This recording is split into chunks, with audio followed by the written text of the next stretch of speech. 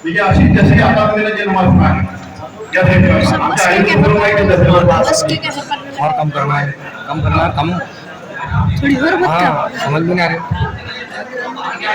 आणि हे जे गावाकडे आपण जे सूर्यप्रकाश आहे सकाळी आपण जे प्रोग्राम करू हे जे काही आपला करत असेल सूर्यप्रकाश करत असेल ही जी दिशा आहे याने हिंदी आणि उर्दू मध्ये मक्का शरीफ याची मक्का मध्ये अशी दिशा असते पश्चिम हे मेळावा ठेवलेला आहे आणि हे प्रत्येक मध्ये तुम्हाला असं या सिस्टम मध्ये नमाज अदा करायला तुम्ही बघितला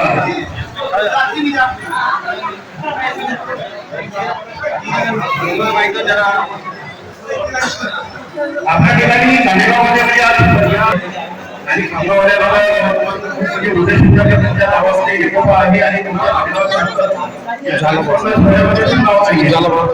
अशी दुसरी एकता आहे हिंदू मुस्लिम जेवढे आपण सर्व एकता आहे आणि साहेबांचं सुद्धा म्हणणं आलेलं साहेब येणारच आहेत थोड्या वेळा तर आपल्या गावाची चर्चा भरपूर ठिकाणी झालेली आहे त्याच्यामुळे आपण हा कार्यक्रम ठेवलेला आहे आणि मी असं इच्छितो की सर्वांनी आपण हा कार्यक्रम एक ठिकाणी म्हणून असा एक कार्यक्रम घेतलेला आहे हा जो कार्यक्रम आहे आपल्याला एक तात्पुरता म्हणजे काल याचं नियोजन झालं शुक्रवारच्या टाईमला त्याच्यानंतर किंवा कधी घ्यायचं तुम्हाला शनिवारला हा कार्यक्रम घ्या त्याच्यामुळे आपण आज हा संध्याकाळच्या टाईमला हा कार्यक्रम ठेवला त्याच्यामुळं याच्यापुढे आणखी आपण थोडं म्हणजे मोठा पण कार्यक्रम घेऊ शकतो हा जो कार्यक्रम आहे आज छोटे गाणी म्हणून असा कार्यक्रम आपण ठेवलेला आहे पण पुढं ईद झाल्यानंतर आपण एक मोठा कार्यक्रम घेऊ सर्व बांधव मिळून सर्व मुस्लिम बांधवाकडून आपण शिकवण्याचा जो कार्यक्रम आहे तो एक चांगल्या पद्धतीने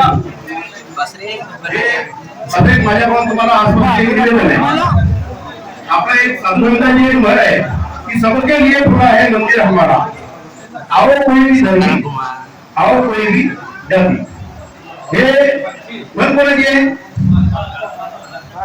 तुकडे महाराजांचं बंधन आहे मंदिर मस्जिद हे कोणाचं नसते हे ईश्वर प्रार्थनाचं एक मंदिर मस्जिद आहे इथं सर्वांसाठी मोकळं आहे कोणाला भेदभाव नाही कोणत्याच गोष्टीला म्हणजे प्रॉब्लेम नाही असा खूप जुन्या साधू संतांनी हे सांगून गेलेलं आहे पुढे सारखा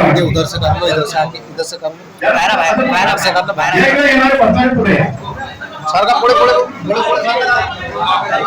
लोक असते अरे आधीच बोल ना बोलतो दिल्ली बोल रहा जलाल आधीच खुशी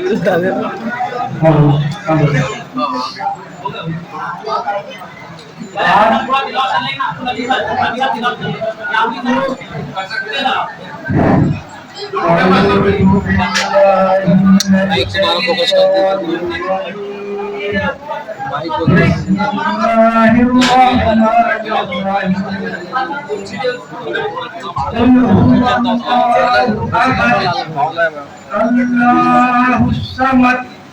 لم يلد ولم يولد ولم يكن له كفوا احد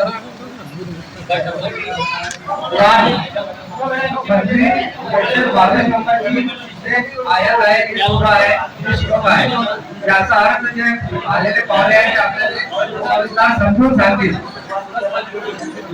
या कार्यक्रमाला आलेले सर्व घाणेगाववासी माझे बांधव आपला सर्वांचा हार्दिक अभिनंदन करतो की आपण आपला इतका महत्वाचा वेळ काढून तुला आले आणि थोडासा समय दिला मी विनंती करतो की आपला बोलू नका आणि आपला बोलू नका खाली बसून जा ही विनंती आपल्याची मित्रांनो आपण इथं मस्जिदीमध्ये कार्यक्रम घेतलेला आहे सध्या तुमच्या समोर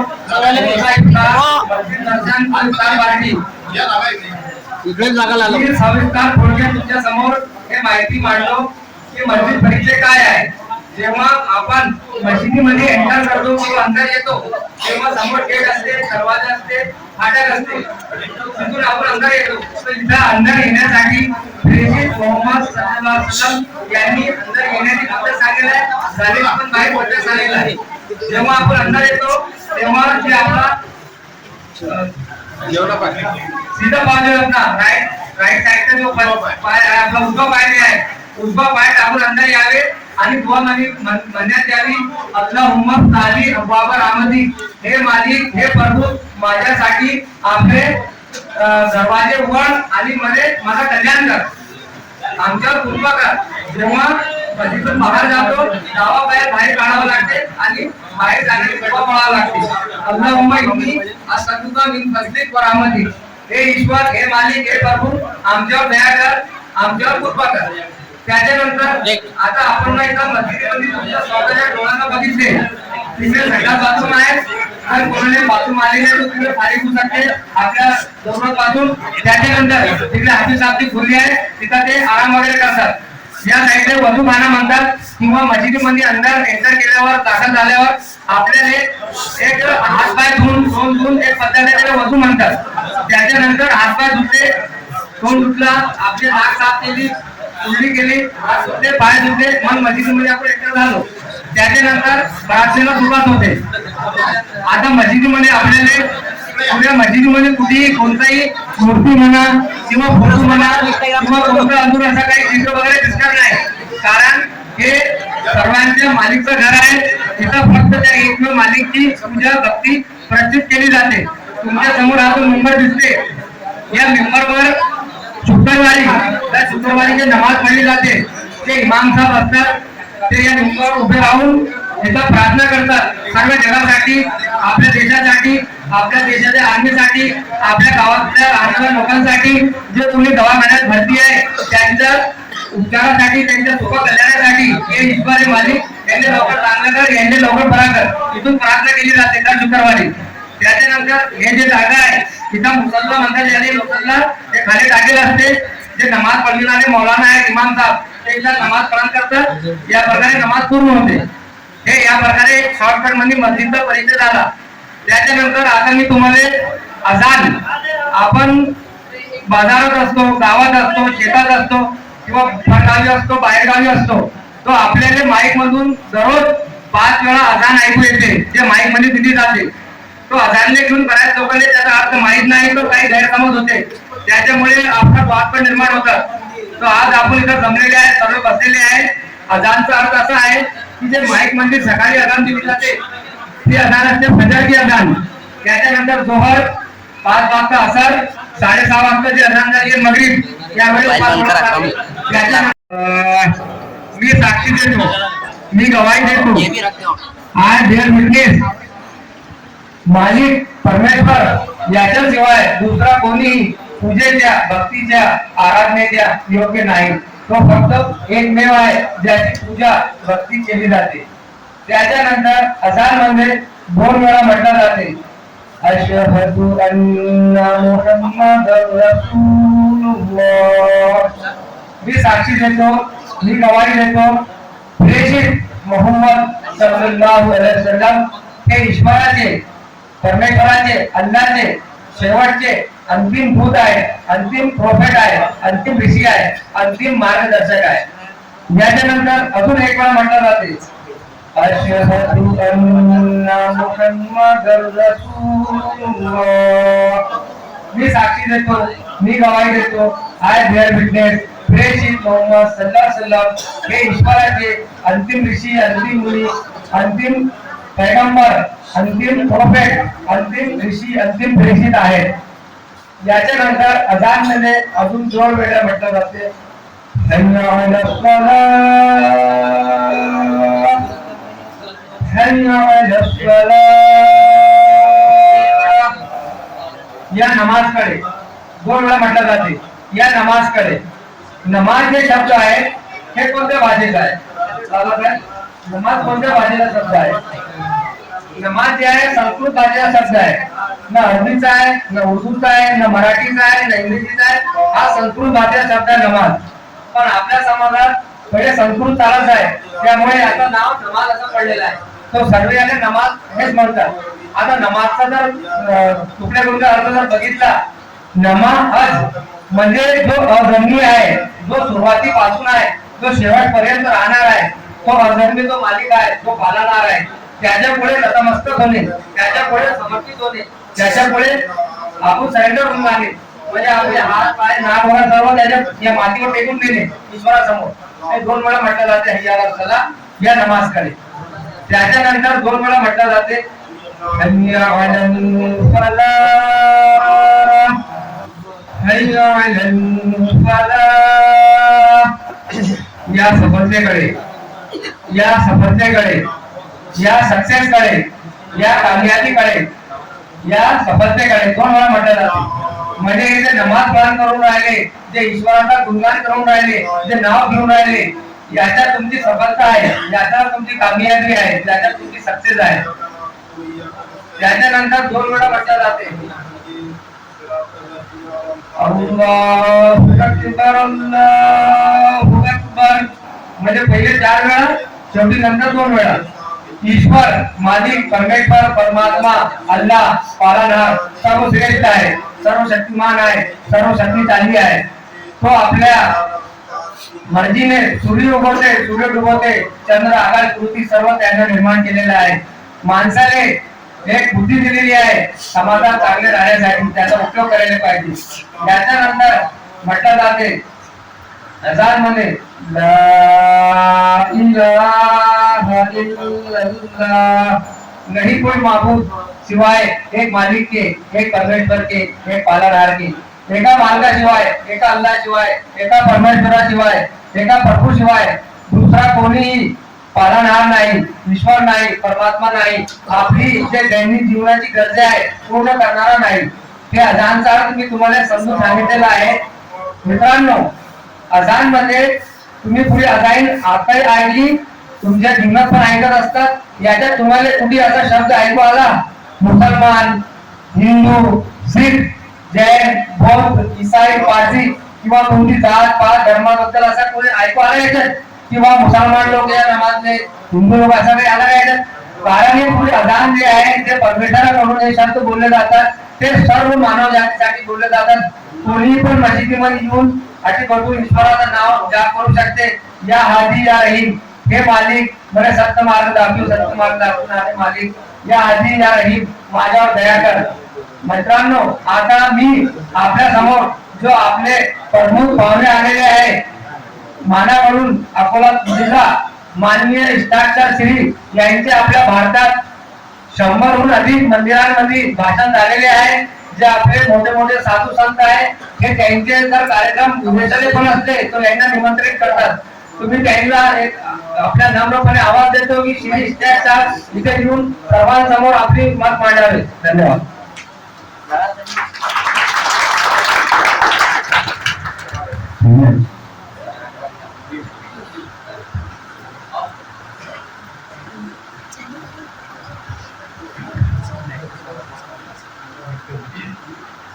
बिस्मिल्लाहिर्रहमानिर्रहीम.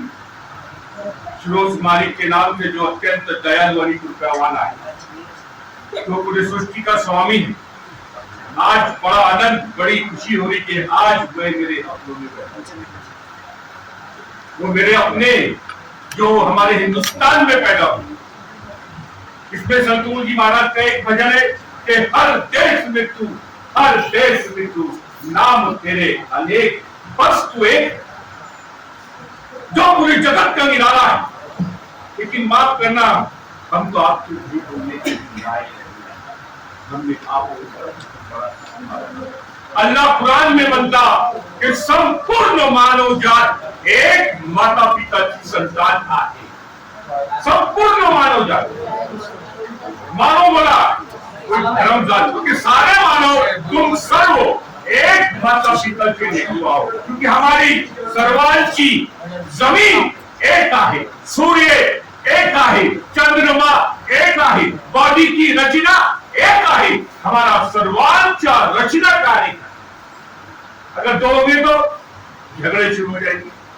एक बोलेगा रात और एक बोलेगा दिन, एक बोले पानी बरसाओ, एक बोले पानी मत। दुनिया का सिस्टम बिगड़ जाए जब एक गांव के 2 प्रधान होणार नहीं, एक कॉलेज के 2 प्रिंसिपल होणार नहीं, एक राज्य के 2 सीएम होणार नहीं, यानी एक देश के 2 पीएम होणार नहीं, तो दुनिया का सिस्टम बिगड़ जाएगा।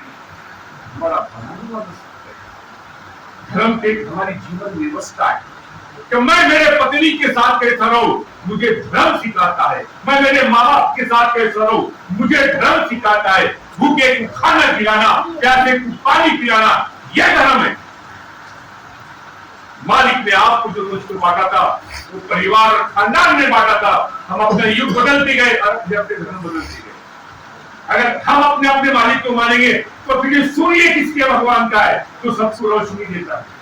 आप और मैं जो ऑक्सीजन ले रहे, हम सामान ले रहे, अगर ये मेरे भगवान की तो बताइए फिर आप क्यों ले रहे हो?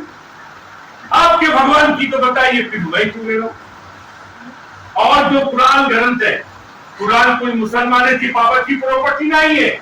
आज से 5000 साल पहले ऋग्वेद मध्ये त्याचा उल्लेख आलेला आहे की अंतिम ग्रंथ इस सृष्टि मध्ये येत आहे, त्यामधून 31 बार मंत्र होईल, वो सर्वांच्या आखरी ग्रंथ होईल और वो 31 बार मंत्र सध्या कुरान मध्ये आलेला आहे आणि त्या मंत्रचं नाव आहे कवी अय्याला रब्बिकु मातु सत्पाल। त्याचा अर्थ आहे की मालिक म्हणता ऐ मनुष्य तू माझी कौन सी तू।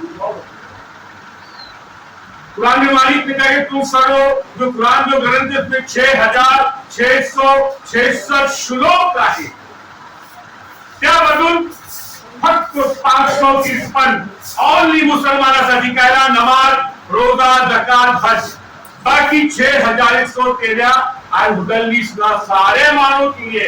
लेकिन ये मालिक की ठो हमने आप लोगों से छुपा के रखा है, ये हमारा कसूर है। लेकिन एक कसूर आपका भी है, आपने कभी पढ़ने की कोशिश की क्या लिखा हुआ है? कहीं ना कहीं हम मिस हो रहे। जब तक हम अपना आदान प्रदान नहीं करेंगे हमारी गैर समाज में होगी। तो मालिक ने कुरान में कहा क्या मानो तुम्हारे माता पिता एक है आणि तुमचे माता पिताचं नाव अरबी मध्ये आदम आणि हव्वा म्हणता, त्यालाही संस्कृत में आदम को अदी म्हणता और माँ हव्वा को हवेती म्हणता। ये अरबी वर्ड और ये संस्कृत वर्ड एक ही है। अब पानी को वाटर बोलकर मैं जल बोलता हूँ, आखिर क्या है पानी।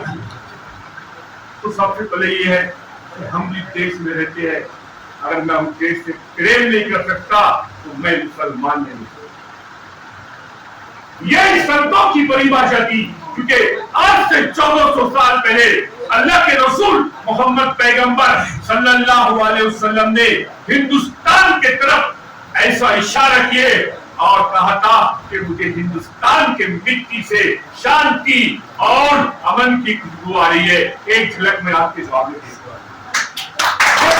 हिंदुस्तान एक जगह बैठा है, पूरा वंश पूरा देश एक जगह बैठा हुआ है। ये हमारी देश की सभ्यता है, यही हमारे देश के संस्कार है। लेकिन माफ करना, हम भगवान को तो मानते लेकिन भगवान की नहीं मानते। हम पिता को तो मानते हैं लेकिन पिता की नहीं मानते। एक स्वामी समर्थ के महाराज है अन्ना साहब बोले, आप शायद जानते होंगे, वो मुझे बेटा मानती है और कहते हैं कि घर का आदि भी कार्यक्रम की व्यवस्था में करता है और मौलिक का उद्देश्य है कि मानुष नाम की एक जात और मानुष की एक संस्कृति है। ये ऐसे हमारे संतों का देश है, जीवन में प्रेम का मोहब्बत का संदेश पहुंचाया है। आप बताइए, जब आप और मैं इतने अच्छे, हमारे माता पिता हमारे संत महात्मा ऋषि मुनि महापुरुष इतने महान, तो बताइए उनका पढ़ाने वाला।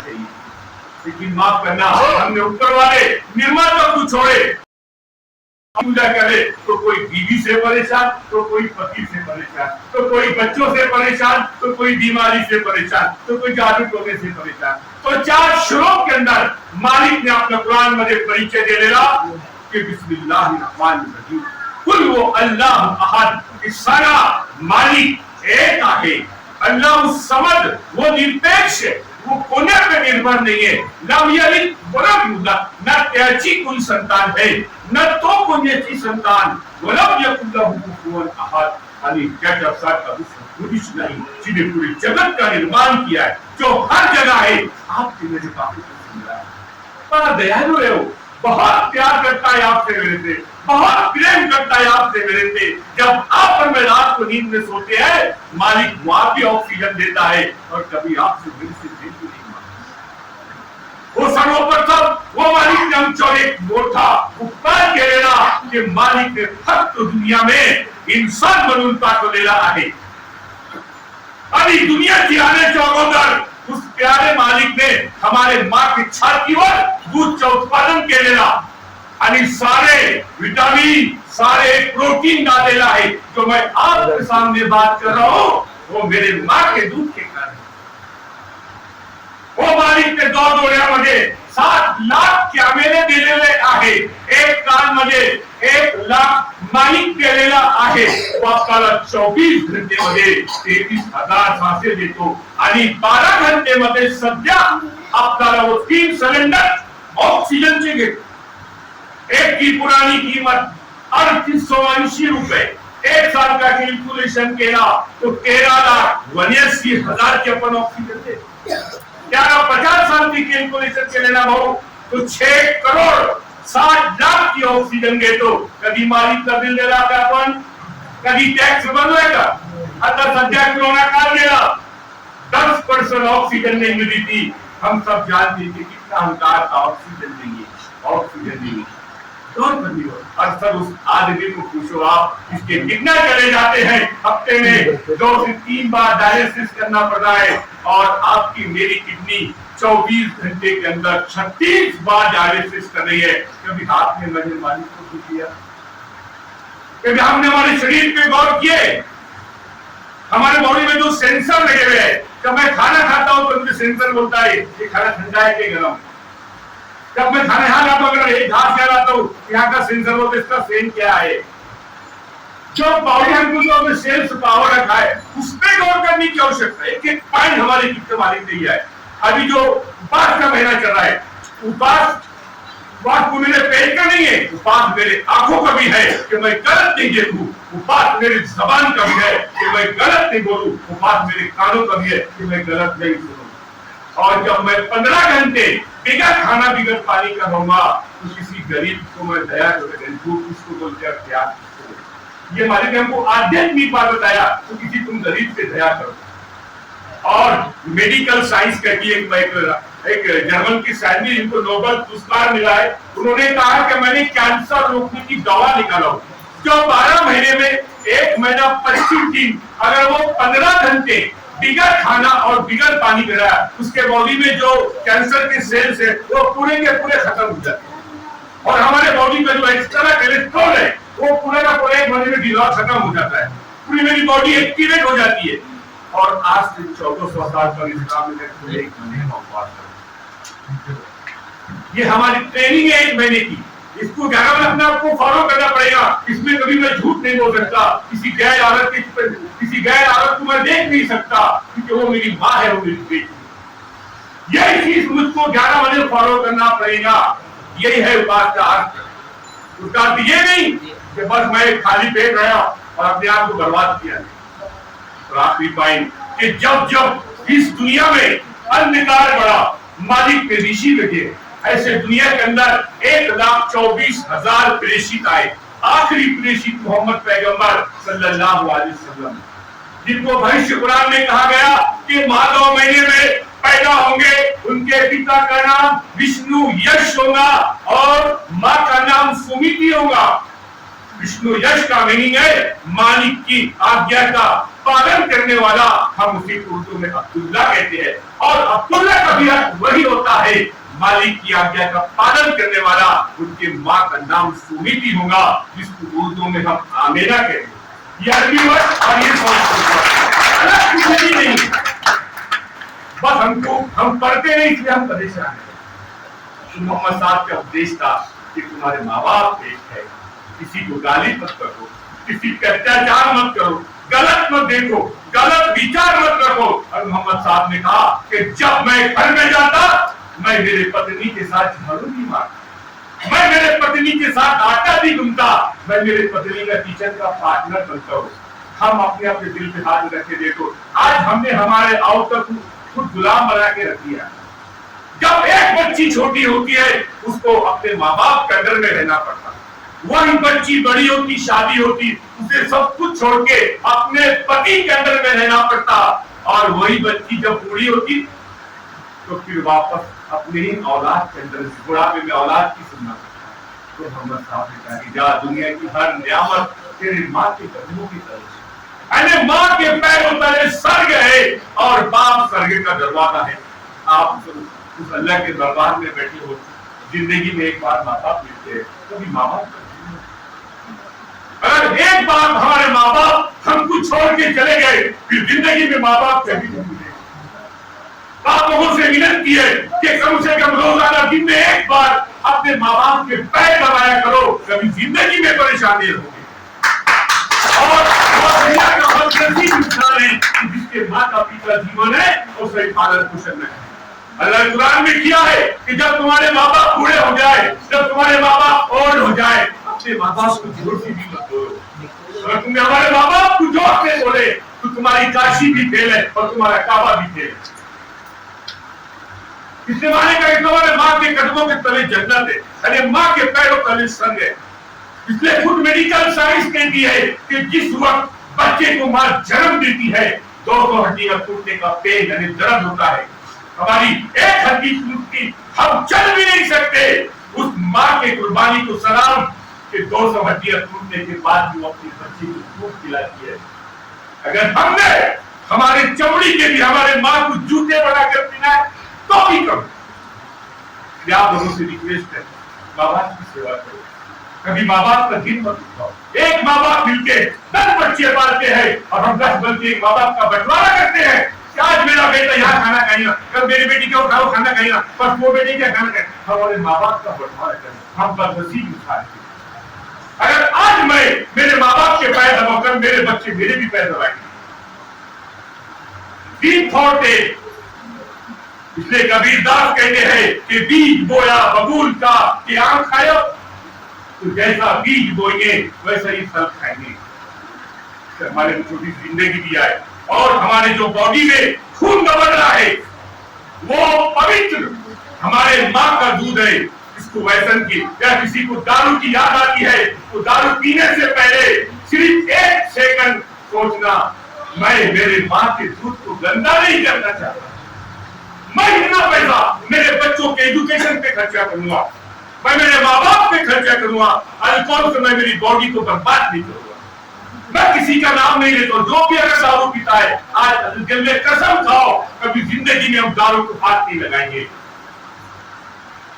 आज वो रमजान ये किस हम बचोगे जब हम घर में जाएंगे, हमारी पत्नी हमारा वेट करेगी, अब मेरा पति मेरे घर में आ रहा है, इसकी मैं कैसी सेवा करूं।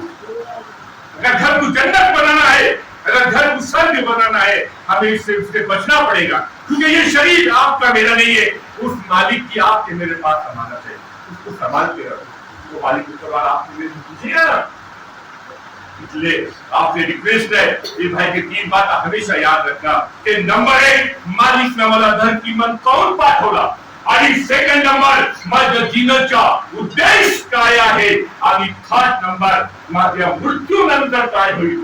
एक दिन आपको मेरे को मरना है और ऊपर वाले को आपको मुझको सबको जवाब देना पड़ेगा। ऊपर वाला आपसे मेरे से पूछेगा ना कि तू मेरे जमीन पे चला, मेरा अन्न खाया, मेरी ऑक्सीजन लिया, चांद जमीन सूरज आसमान पूरा जगत तेरे सेवा में था और तूने मेरे अंदर इतने पार्टनर बनाया। हम आप सिर्फ 10 घंटे पानी मत पियो, पानी के क्या इंपॉर्टेंस हमारी बॉडी हमको बोलेगी। वो मालिक ने अगर 2 मिनट के अगर ऑक्सीजन रोक दिया पूरी दुनिया क्रेश हो जाएगी। हम शेख के निवान सा हो, वो मालिक ने अगर आसमान से पानी की उल्लंघन क्या। आप एक अनार को देखो, उस मालिक ने दाने दाने जोड़ के बताया, उसमें कलर भी भर के बताया, उसकी कोटिंग भी करके बताया, उसकी पैकिंग भी करके बताया। एक एक चीज का हमने गौर करे ना, उस मालिक की सारे लीला आज मेरे सामने आज पे गौर करने की बात है। और आपसे बड़ी बात मुझे याद आएगी, एक प्रोग्राम मेरा भी शिव नंदी पे था, तो मैंने शुरुआत की शिवाजी महाराज मुसलमानों के भी महाराज, शिवाजी महाराज ने रायगढ़ के अंदर, सबको मालूम है कि तुम मेरे मुसलमान बंधुओं के लिए मस्जिद बनाओ। आज भी कोकण के अंदर, रायगढ़ के अंदर मस्जिद है, और उस समय महाराज 5 रुपए अनुदान देते थे वहां की मस्जिद के इमाम साहब को, आज के लाखों रुपए। और महाराज जी ने कहा था मिल जाए इसको पालकी में रखी सम्मान के साथ के मस्जिद में पहुंचाओ। ये है हमारे देश के महाराजा शिवम के जी की सभ्यता। ये है जिन्होंने ये उपदेश दिया हमारे को। आप सब जानते हैं 21 में से 13 अंगरक्षक मुसलमान थे भारत। आप सबको पता है कि एक नवाब की बीवी को उन्होंने लाया कि हम भारत को समर्पित करेंगे और हमारा मुसलमान को इनाम देंगे। मगर निराश से भारत उनके नाराज होकर क्रोध आया और कहा कि काश अगर ऐसी मेरी माँ होती तो मैं कितना सुंदर होता। तो सम्मान से इनको पालकी में बिठाओ और सामने गनीमत मान लिए और सम्मान के संग घर तक इनको पहुंचाओ। ये हमारा देश है। और मुसलमान का मीनिंग है